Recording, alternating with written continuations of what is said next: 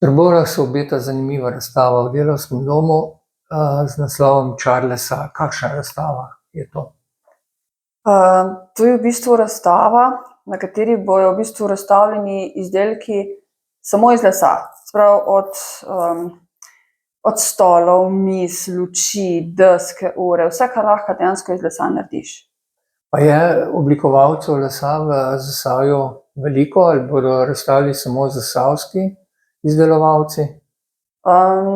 Ne, v bistvu je to razstava, ki razstavljajo vsi iz Slovenije. Se pravi, od šol, srednje lesarske šole, do posameznikov, profesionalnih, amaterjev, šole, vrtci, ni da ni, ne. Tako da v bistvu veliko je razstavljavcev. A je to prenesena razstava iz Cankarjevega doma? V bistvu ja, to je potujoča razstava. Se pravi, začne se v Ljubljani, ta glavna otvoritev v Cankarjevem domu, potem pa se izdelki, kateri so bili izbrani za naprej, grejo pač po teh krajih po Sloveniji. Zdaj, ne vem, letos je 8 do 10 razstav po Sloveniji. Je to prvič že takšna razstava v Trbovljah? Ja, prvič. Se bodo na njej predstavili tudi zasavski razstavljavci? Ja, nekaj bo tudi zasavskih, ja. Kaj izdelujejo zasavski izdelovalci iz lesa? Vem, da bo gospa imela lutke. Mislim, da bo tudi miza, pri meni je lučka, pa pač izdelki od otrok, ki so jih naredili na delavnicah. Vi se ukvarjate z lesom, kaj vse izdelujete? V bistvu izdelujem tisto, kar drugi nočejo. Se pravi, večinoma delam iz majhnih kosov.